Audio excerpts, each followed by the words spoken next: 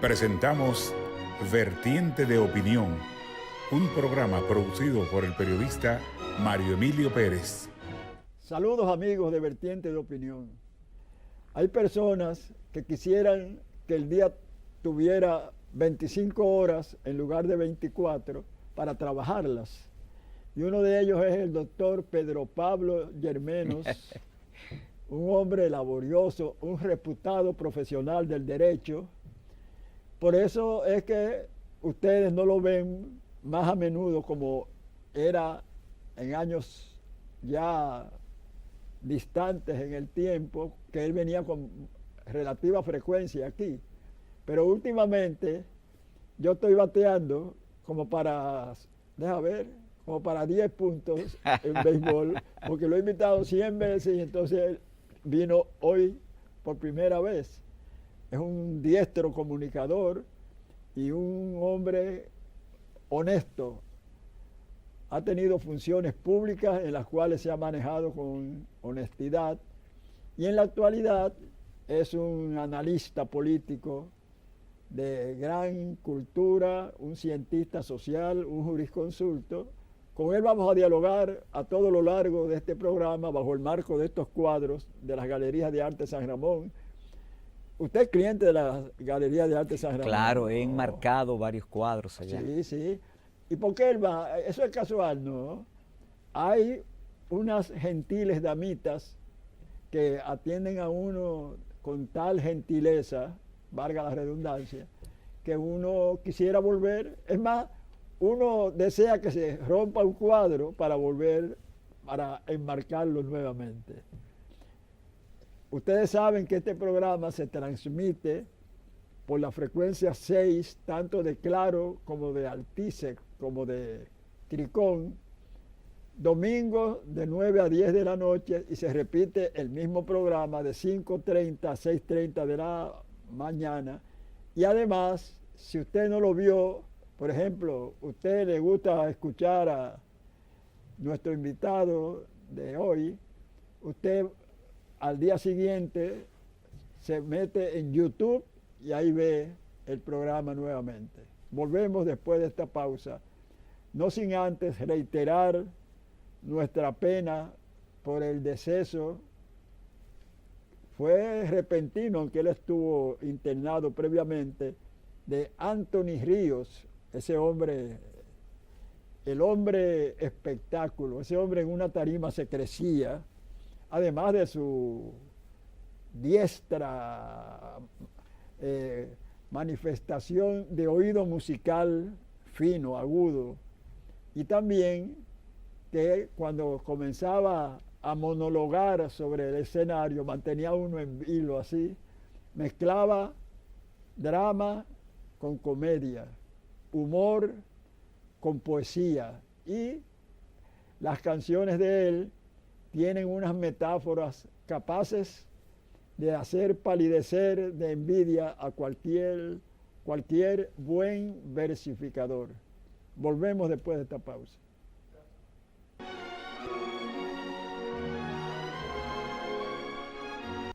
Si estamos frente a un hombre del derecho como ciencia y no le hacemos una pregunta que se cae de la mata, pues dirán, caramba, parece que el calendario, la geriatría, está afectando a Mario Emilio, porque un hombre veterano de las lides de las entrevistas, pues debe saber cuáles cuestionamientos formularle a sus invitados en el programa, en un programa de panel como este.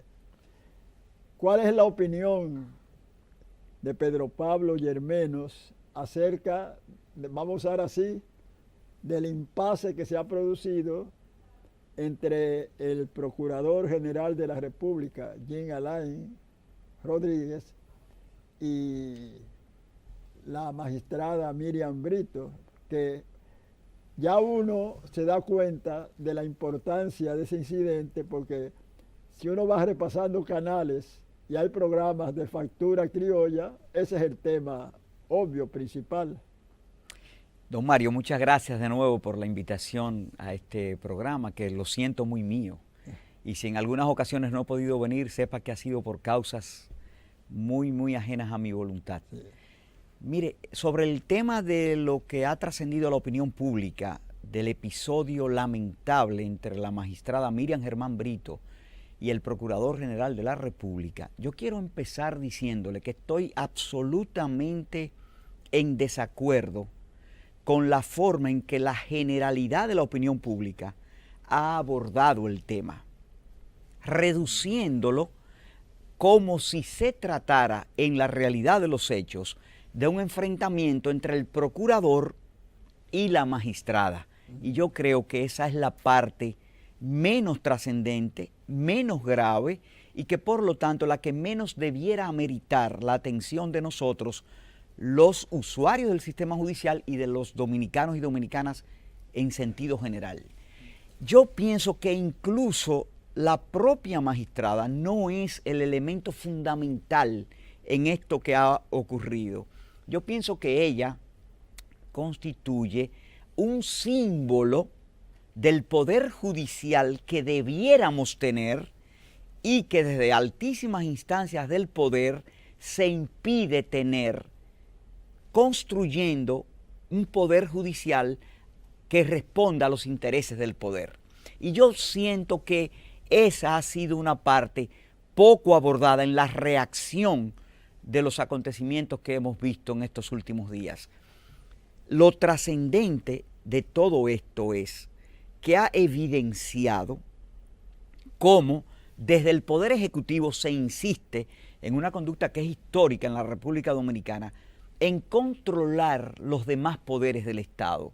Y el Poder Judicial en este caso no es ni ha sido nunca la excepción.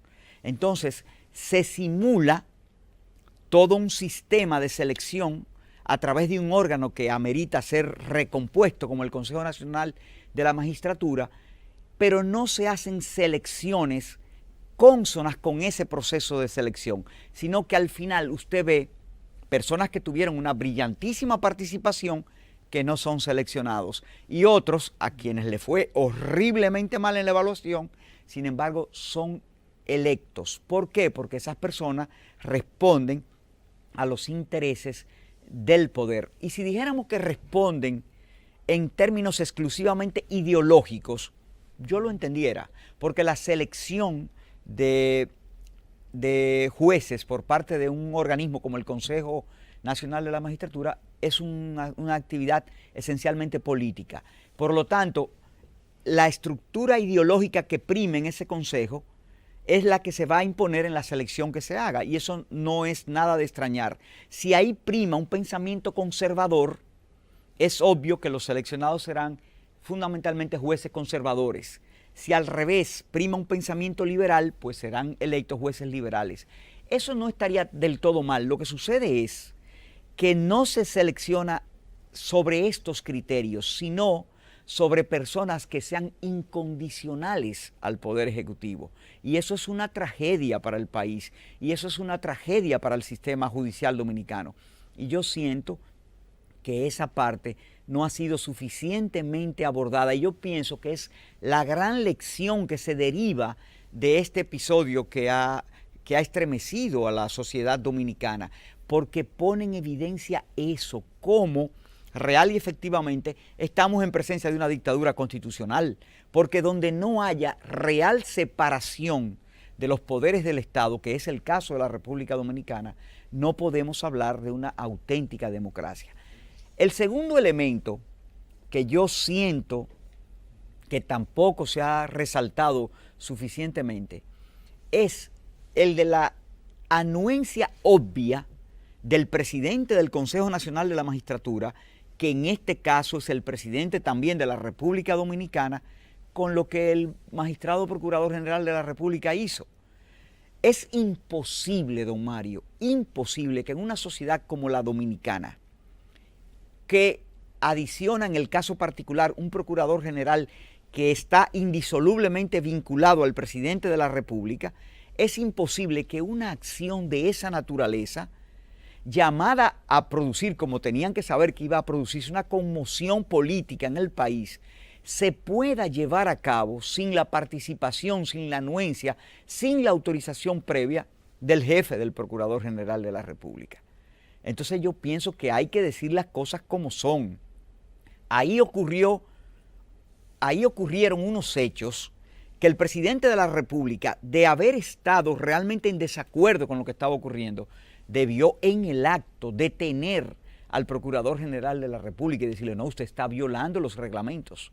Usted debe saber que no se pueden hacer denuncias a partir de anónimos, que las objeciones que estaban permitidas y que nadie está diciendo que no puedan hacerse, a doña Miriam y a cualquier interesado en ser parte de la Suprema Corte de Justicia, pero deben cumplir con un procedimiento y debe identificarse a la persona que hace la objeción y debe comunicarse la misma al interesado para que él presente sus mecanismos de defensa frente a esos ataques que se le estén haciendo y exponerlo ante el Consejo Nacional de la Magistratura para que éste decida si le da o no curso a la objeción, y nada de eso se hizo. Pero hay algo más.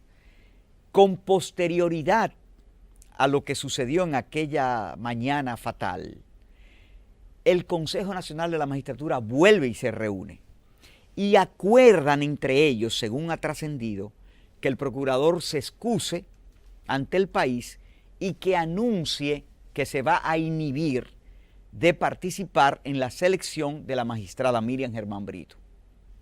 Se termina la reunión, van al Salón Orlando Martínez del Palacio Nacional, todos los miembros del Consejo, salvo el presidente, obviamente, y empieza a leer un texto el Procurador General de la República, y oh sorpresa, para el país y para todos los demás miembros del Consejo, el Procurador reiteró en esa comparecencia pública los ataques que le había hecho a la magistrada Miriam Germán Brito. Y usted ve cómo se produce la salida de los dos miembros de la oposición del Consejo Nacional de la Magistratura que se separan de la rueda de prensa. De la rueda de prensa no, de las palabras que estaba leyendo, porque no es rueda de prensa, sino hay preguntas de los medios de comunicación. Y ellos se separan. Y el lenguaje corporal y gestual del presidente del Senado también evidenció que él había sido sorprendido en su buena fe y que este señor estaba incumpliendo con el acuerdo al que había arribado ante el Consejo Nacional de la Magistratura el Procurador General. ¿Y qué ha sucedido después de eso? Hasta este momento en que nosotros estamos haciendo este programa, no se ha destituido al Procurador General de la República, lo cual, de manera tácita pero a la vez explícita, evidencia que cuenta con el respaldo del presidente de la República, que es quien designa al Procurador General de la República. Por eso las grandes críticas en aquella ocasión cuando el expresidente Leonel Fernández incorpora al Procurador General de la República al Consejo Nacional de la Magistratura, con la increíble situación de que iba a producirse con esa incorporación una constitución par del Consejo, es decir, que iba a tener 8 miembros, lo cual no debe ser para evitar decisiones en empate. ¿Y cuál fue la solución que el expresidente Leonel Fernández encontró? Atribuirle al presidente de la República, que preside el Consejo, un voto privilegiado. Quiere decir que si hay un empate, el voto de él es el que decide. Entonces, todo eso revela la necesidad de reformar la estructuración del Consejo Nacional de la Magistratura, y todo eso revela que en el episodio que nos ocupa, el presidente de la República le ha dado un espaldarazo al Procurador General de la Nación. Hay algunos sectores, como ocurre siempre, que han estado de acuerdo con el Procurador General y argumentan que él enunció hechos concretos que supuestamente ella, la doctora Miriam Germán Brito, había realizado.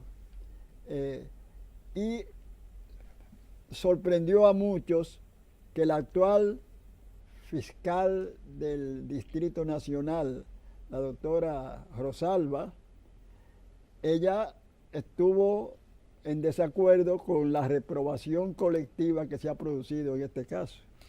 Bueno, a mí la reprobación a la reacción colectiva de la fiscal del Distrito Nacional, o sea, su reacción en acuerdo con el Procurador General de la República, no me sorprende. Ella es una persona que está en su puesto, habiéndose cancelado a la magistrada Jenny Berenice Reynoso, la antigua titular, porque era una fiscal incómoda para el Procurador General de la República y fue sustituida por esta magistrada que responde de manera incondicional a los lineamientos trazados desde la Procuraduría General de la República.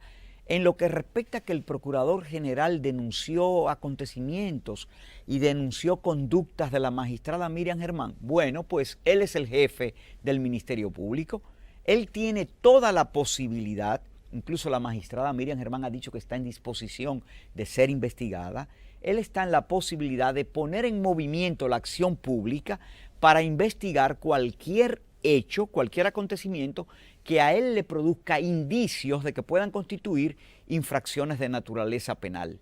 Lo que él no puede hacer es lo que él hizo, revelar unas informaciones que obviamente eran el resultado de una acción ilegal de espionaje, que posteriormente se descubre cuando ponen al magistrado procurador adjunto Bolívar Sánchez a decir de qué se trataba, se descubre que era una supuesta equivocación de un teléfono, pero cuando se hace la solicitud de autorización judicial, la persona cuyo teléfono se estaba solicitando autorización para investigarlo ya estaba fallecida. Entonces, ¿de qué se trata todo esto?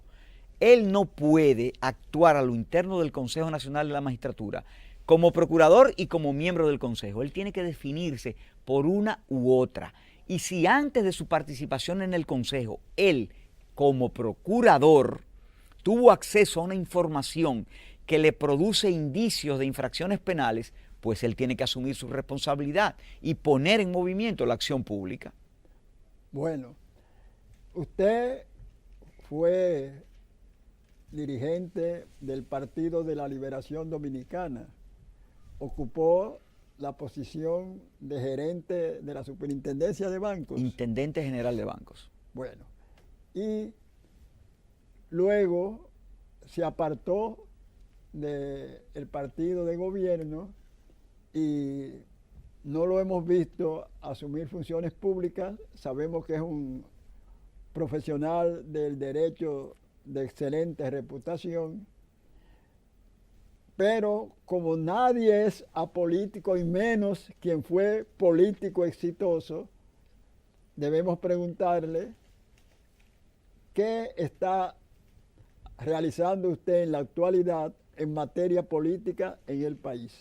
Yo creo que es importante, antes de decir lo que estoy haciendo en la actualidad, insistir en mi salida del Partido de la Liberación Dominicana. En la carta de renuncia que yo dirigí a ese partido en el año 2007, yo explicaba situaciones que se estaban dando que yo no compartía y que el tiempo lo que ha hecho es reafirmarlas e incluso hacerlas más grandes todavía. Y esto que está sucediendo, que nosotros estamos comentando, del episodio con la magistrada Miriam Germán Brito, es un ejemplo de lo que yo decía en la comunicación y de lo que yo sigo diciendo. Yo no creo en un poder ejecutivo que se ejerce a partir de una visión hegemónica del país y sobre todo de una visión de control de los demás poderes del Estado. Porque yo soy una persona que cree en la democracia, en la real democracia que supone una separación efectiva de los poderes públicos, donde el Congreso de la República, lejos de ser una manifestación del corroboro de Juan Antonio Alix, que sigue estando presente en el Congreso actual, sea un Congreso que ejerza una labor de efectivo contrapeso, que examine las actuaciones del Poder Ejecutivo, que las evalúe, que las denuncie si no están bien. No un Congreso como los que hemos tenido en la República Dominicana, que llega al extremo, como en el caso cuando era presidente Leonel Fernández, que una comisión del Senado de la República fue al Palacio Nacional y le entregó una carta y le dijo: estamos aquí dispuestos a seguir su voluntad. en aquellos momentos en que no se sabía si el presidente, exactamente como ocurre hoy, si se iba a repostular o no. Entonces, por esas cosas, yo marqué distancia de un partido que ha demostrado con sus hechos que servir al partido para servir al pueblo, como es su lema, no ha sido la directriz fundamental que ha regido su comportamiento desde las funciones públicas que han ocupado. Entonces, ¿en qué yo estoy en la actualidad? Yo no estoy militando directamente en ningún partido político en este momento, pero sí he aunado mi voluntad al esfuerzo de construir una coalición democrática, político-social, a través de un movimiento que hemos denominado precisamente Coalición Democrática. Nos hemos estado reuniendo con los diversos partidos políticos después de haber hecho una documentación, unas bases teóricas a partir de las cuales se podría producir esa coalición, y nos hemos ido reuniendo con diferentes estamentos político-partidarios del país para encauzar lo que sería un gran frente opositor político-social que se enfrente al Partido de la Liberación Dominicana con candidaturas comunes, tanto en las elecciones de febrero municipales como en las de mayo, que serán congresuales y municipales. Se ha formado una comisión de la Coalición Democrática con representantes de esos diversos partidos y se ha establecido una mesa de diálogo que se está reuniendo periódicamente hasta ver qué se puede lograr con eso. Usted, que como intelectual se parte siempre de la premisa de que es un hombre bien informado, ¿no ve usted con frecuencia, y ese es un señalamiento que yo le hago a la mayoría de mis invitados del campo político, y es que todavía después de este tiempo que tiene al frente de la cosa pública el licenciado Danilo Medina Sánchez, lo vemos, pese a los cuestionamientos que se le hacen acerca de lo que se ve como la inseguridad ciudadana y la lenidad frente a la corrupción oficial, con amplios porcentajes de simpatía en las encuestas de firmas reputadas. ¿Qué le dice a usted esa circunstancia? Bueno, recuerde que el ejercicio público de un partido como el de la Liberación Dominicana tiene un componente de populismo y de clientelismo muy elevado. En consecuencia, un partido que tiene unas políticas sociales, entre comillas, muy amplias, un partido que tiene una cantidad extraordinaria de empleados públicos que simple y llanamente son muchos de ellos para saciar clientelismo político y para saciar aspiraciones y pagar cuotas electorales, no puede sorprender que tenga una base de sustentación importante. Ahora, esa base ha ido sistemáticamente disminuyendo. Recuerde que llegó a estar como en un 80%. Y ya hoy la realidad no es así. En consecuencia, yo pienso que están dadas las condiciones para que en el país se produzca un cambio político. Pero yo también hago alusión para hacer un símil con la renuencia de los simpatizantes de un partido determinado en la República Dominicana a lo que ocurre en el béisbol. Yo, por ejemplo, jugué mucho béisbol en mi juventud, soy fanático de los Leones del Escogido y usted recordará que estuvimos mucho tiempo sin disfrutar de las mieles de la victoria, porque usted sabe que alguien dijo que eso de decir que en los deportes lo importante es competir con dignidad y lucidez, más que obtener victoria, con esta simple frase: el que gana es el que goza. Bueno, entonces, los que han votado por el Partido de la Liberación Dominicana para mantenerlo tantos años en el poder, en principio, y mientras reciban lo que usted señala, las gratificaciones metálicas, seguirán votando por él. Bueno, yo pienso que hay un sector importante conformado por ese tipo de personas que continuará apoyando al Partido de la Liberación Dominicana como una manera de preservar beneficios individuales. Pero por más amplios que sean esos sectores, no son mayoría en la República Dominicana. Y las encuestas, usted las ha visto, revelan que más del 55% de la población electoral no está conforme con los partidos, incluso con los partidos tradicionales, ya no solo con el Partido de la Liberación Dominicana.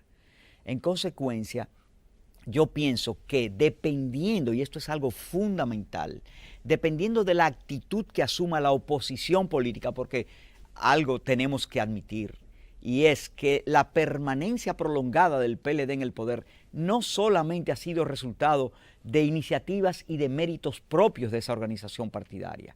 Hay un componente que está reflejado en una torpeza política opositora que nadie puede negar, y eso es así.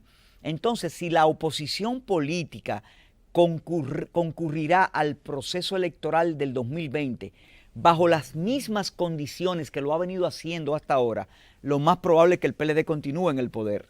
Ahora, estamos trabajando para hacerle ver a esos partidos políticos que usualmente han tenido una participación bastante poco destacada en los procesos electorales, que es más importante que ellos ocupen posiciones como alcaldías, como diputaciones, como senadurías, en vez de asumir posiciones de aspiraciones presidenciales que están llamadas al fracaso. Entonces, si se logra el éxito en eso, de la composición de un fuerte frente político-social, yo creo que las posibilidades de la oposición se van a incrementar notoriamente. Vamos a hacer una pausa porque el sereno, reposado, el camarógrafo nuestro, Fernando Duval, que contrasta, y usted llegó en sus comparecencias a ver los saltos acrobáticos de Albert, el otro camarógrafo, nos dice que hay que hacer otra pausa para luego seguir dialogando con este diestro expositor que es el doctor Pedro Pablo Yermenos.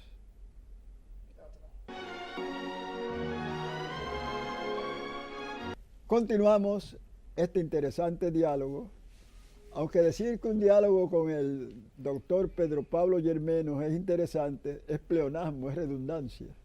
Gracias. Fíjate, Pedro Pablo,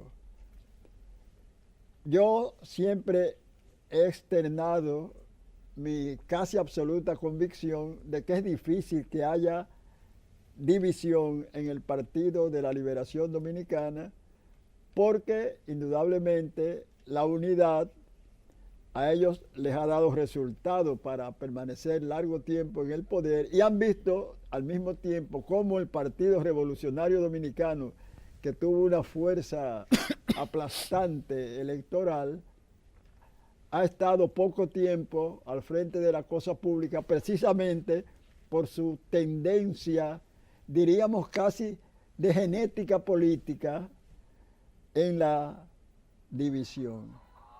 Entonces, como fuiste mucho tiempo hombre en el PLD, ¿cuál es tu opinión al respecto? Mire, don Mario, yo pienso que lo que ha ocurrido en el pasado es el principal insumo para entender el presente y visualizar el futuro. Yo coincido con usted en que la historia del PLD hasta ahora muestra una extraordinaria capacidad, y eso es un gran mérito que hay que reconocerle a ese partido, una extraordinaria capacidad para solventar sus problemas internos. Con agravio, sin agravio, con malquerencia, sin malquerencia, con disgusto, sin disgusto, con bravuconería o no, pero al final terminan siempre poniéndose de acuerdo. Entonces, esa parte, sumada a la historia del doctor Leonel Fernández, cuando ha tenido aspiraciones estando fuera del poder en los gobiernos de su partido, que han sido posiciones que real y efectivamente dejan muchísimo que desear, porque hasta en la víspera de una reunión importante del Comité Político del PLD, el expresidente Fernández se dirige a la nación con una posición aparentemente muy radical sobre un tema, y al otro día comparece a la reunión de ese organismo, y es él el que propone lo contrario a lo que estaba diciendo la noche anterior. Entonces, si usted suma una tradición de superación de problemas y de unidad del Partido de la Liberación Dominicana con una actitud realmente que siempre termina cediendo por parte del expresidente Leonel Fernández, lo previsible entonces es que la posición que postula que el presidente de la República deba presentarse de nuevo a las elecciones podría ser determinante para que él vuelva a ser el candidato a la presidencia. Ahora bien, nunca como hoy, y esto hay que decirlo, la situación de Leonel Fernández había tenido las características que presenta en la actualidad. El presidente Leonel Fernández se juega su futuro político. Él, si vuelve a reincidir en esa conducta que ahora está representada porque no hay marcha atrás, pero que en otros momentos estuvo representado por otras frases que al final la gente se decía, ¿por qué pasó? Si él insiste en reiterar esa conducta, yo pienso que él estará cavando su tumba definitiva en la vida política. Ahora, de que el presidente de la República y su grupo están interesados en encontrar la manera de seguir conduciendo los destinos nacionales y de que Danilo Medina sea el candidato del 2020, yo creo que no hay ninguna duda. Recuerde ese montaje de supuesta entrevista que hizo en el año pasado en el Palacio Nacional con una comunicadora social que realmente no asumió el papel que una entrevistadora debe asumir, sino que se notaba que era una entrevista absolutamente construida, donde el presidente de la República dice que sería en este mes de marzo que él iba a anunciar al país si aceptaba o no ser repostulado por su partido. Era el momento para que una entrevistadora mínimamente cumplidora de las directrices éticas y profesionales que se le imponen a un comunicador, de preguntarle, presidente, pero la Constitución de la República se lo prohíbe. Pero en fin, dijo que en marzo iba a anunciar si aceptaba o no. Pero yo hice una columna en el periódico El Nacional hace unas semanas, donde yo decía que el presidente cumplió y que incluso cumplió más allá de la promesa, porque para mí en el 27 de febrero, cuando aún no había fallecido un mes de tanta trascendencia histórica para el país, el presidente de la República en su discurso de rendición de cuentas, yo creo que no pudo ser más elocuente y dijo cosas que no necesitan ser muy interpretadas, significan claramente que está interesado en repostularse. Ahora, lo puede lograr, ya eso es otra cosa, porque el camino real y efectivamente es bien empinado y presenta características muy distintas a las que se le presentaron a él en el 2016, cuando por primera vez viola su palabra empeñada, o nos vamos a olvidar de que había que comerse un tiburón podrido, que él solamente quería 4 años y nunca más. Y todo eso se fue a pique y parece que lo quieren volver a echar a pique ahora en la actualidad y se quiere repostular en el 2020. No es fácil, don Mario, en este momento afirmar con muchas posibilidades de que él lo va a lograr, pero de que lo va a intentar y de que lo está intentando, eso está claro, y el discurso fue una manifestación muy elocuente de que quiere transitar ese camino. Usted sabe, como conocedor de la historia antigua y reciente dominicana, como lector que es, que cada vez o casi todas las veces que un presidente de la República ha querido repostularse, porque siempre usamos el término que va a aspirar a reelegirse. No, no, se va a repostular porque Hipólito Mejía se repostuló y no logró la victoria. ¿Por qué entonces usted y tantos otros analistas y personas comunes que no tienen incidencia directa en la política consideran que por ese impedimento constitucional que han tenido otros y han logrado repostularse, el presidente Danilo Medina va a obedecer esa prohibición? No, yo pienso y he dicho, don Mario, que él va a intentar de nuevo ser candidato, lo cual implicaría una modificación constitucional, aunque ellos están estudiando y analizando la posibilidad de otros mecanismos. Incluso usted ha leído en la prensa una opinión de un jurista muy importante del país que dice que ese artículo no se le aplica al presidente Danilo Medina porque vulnera el principio de la igualdad.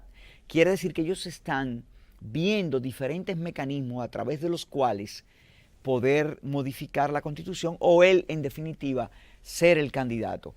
Y eso no puede ponerse en duda de que lo puede lograr y de que lo va a intentar. Por razones de peso. Y todo el mundo sabe aquí cómo se logra ese tipo de cosas. Él hablaba en su discurso, y una de las frases que me dan el pie de amigo a mí para decir que él va a intentar repostularse, que él está dispuesto a pagar el precio que sea para seguir sirviéndole al país. Lo que sucede es que la nación dominicana debe entender que ese precio no lo paga el presidente, ni lo pagan los peledeístas que están disfrutando, como usted decía, de las mieles del poder. Lo paga el pueblo dominicano, porque esos procesos, incluso una de las razones por las que el presidente Danilo Medina decía que no le interesaba repostularse, es porque eso trastorna la economía del país. ¿No lo recuerdan? Aquel programa que él asistió, y él dijo que el gobierno se pone al servicio de ese proyecto de repostulación y que todos los funcionarios descuidan sus funciones para atender ese proyecto. Eso también sucedió en el 16 y eso sucedería en el 2020 si él intenta y logra repostularse, que ojalá no suceda así, porque realmente la nación dominicana está necesitada de un cambio político que no debe limitarse ni reducirse a un cambio de caras. Tiene que ser un cambio de caras que propicie un cambio de contenido. La República Dominicana no ha resuelto uno solo de sus graves problemas a través de la historia. Aquí no está resuelto el problema del agua, de la electricidad, de la seguridad ciudadana, de la educación, de la salud. Ningún problema está resuelto. Entonces, ¿cómo explicar que continúe al frente del Estado alguien que tiene tantos años y no puede exhibir la solución de uno solo de esos problemas? Con la agravante, don Mario, de que el crecimiento económico que ha tenido la economía dominicana es real, y eso sí se traduce y significa mayor disponibilidad de recursos. Y en consecuencia eso lo deja a usted desprovisto de excusa para no haber resuelto los problemas. Porque usted, si hubiese tenido una situación de descrecimiento económico, usted pudiera decir, bueno, es que no he tenido los fondos.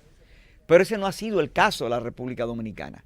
La economía dominicana ha crecido, sin embargo, se ha utilizado tan mal esos recursos que no podemos exhibir la solución de uno solo de nuestros problemas.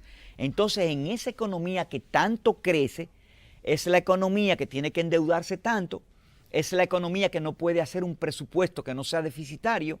Entonces usted dice, pero ven acá, ¿y cuál es la utilización que se está haciendo de todos esos recursos que ha dispuesto el Partido de la Liberación Dominicana en sus ya dilatados años de gestión gubernamental? Indudablemente que un consejo que yo le he dado a amigos que me han consultado, piensan que por razones de mosquitero, al ser yo el esposo de una destacada dirigente política, podría saber. Y yo les digo, mira, como yo no soy ni politólogo ni político activo, te diré que seas objetivo, que no te encampanes.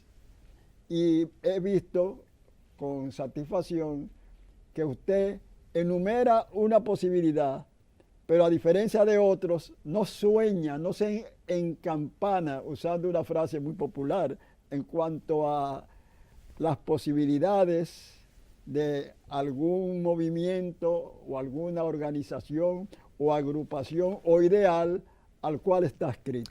El sentido de la realidad es el único que nunca se debe perder, porque el que pierde el sentido de la realidad entonces fabula y sueña. La oposición política dominicana tiene que tener conciencia de que está enfrentando un partido que no tiene escrúpulos para usar el presupuesto nacional, que se pregunta siempre qué es lo que hay que hacer para lograr tal objetivo y que la respuesta siempre a esa pregunta es háganlo. La respuesta siempre es vamos, para adelante, hagamos lo que haya que hacer. No se olvide de la famosa frase de un alto dirigente del partido, que en política se hace lo que conviene. Ah, pero ¿a quién? ¿Le conviene a quién? Porque eso es precisamente lo que la República Dominicana necesita. Políticos y gestiones gubernamentales que piensen no en la conveniencia de un partido político determinado, sino en la conveniencia de la mayoría de la población. Porque un estadista no es el que piensa en las próximas elecciones, sino en las próximas generaciones.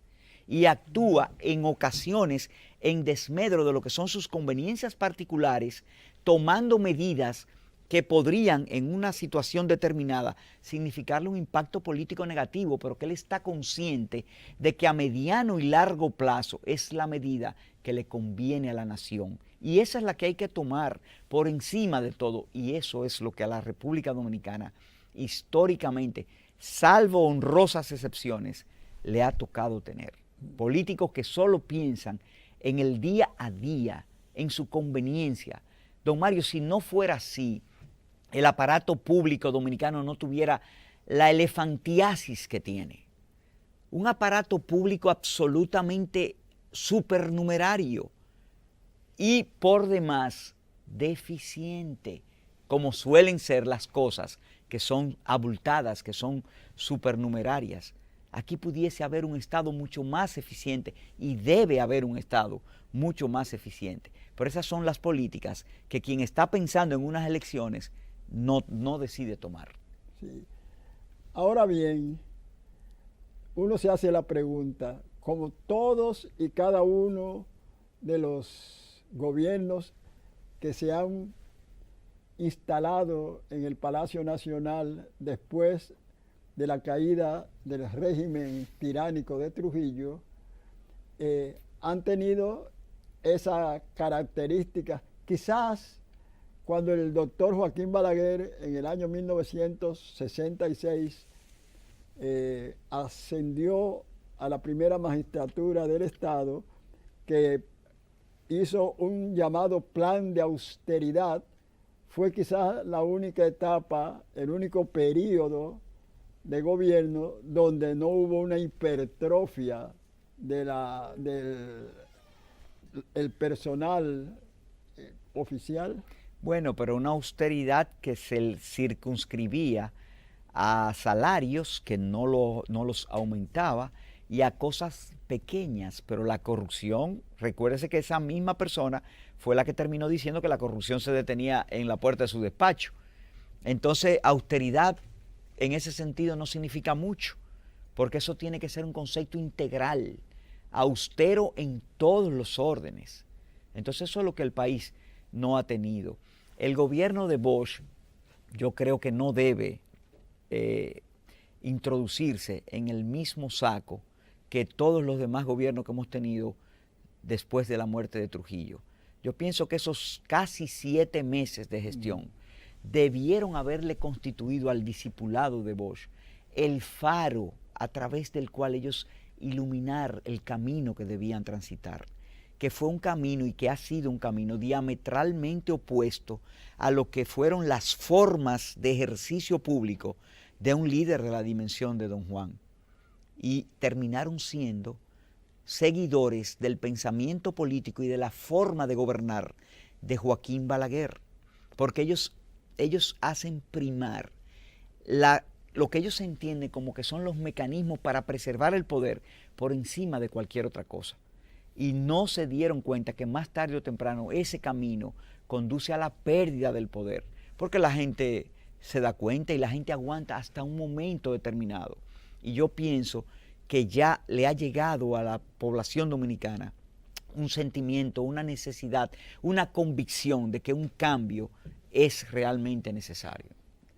Bien, le agradecemos a este laborioso jurista que haya aprovechado un día quizás menos apresurado en cuanto a la gestión que él ejerce en los tribunales de la República y como consultor jurídico para llegar aquí a Vertiente de Opinión. Yo digo que él es accionista moral de este programa, aunque no asiste a sus reuniones con la frecuencia que su productor deseara. Recuerden que este programa se transmite por la frecuencia 6, tanto de Claro como de Altiz Tricón, de 9 a 10 de la noche los domingos, y se repite lunes de 5:30 a 6:30 de la mañana, y que además usted puede sintonizarlo al día siguiente por YouTube. Solamente tiene que escribir ahí Mario Emilio Pérez, Vertiente de Opinión. Hasta la próxima.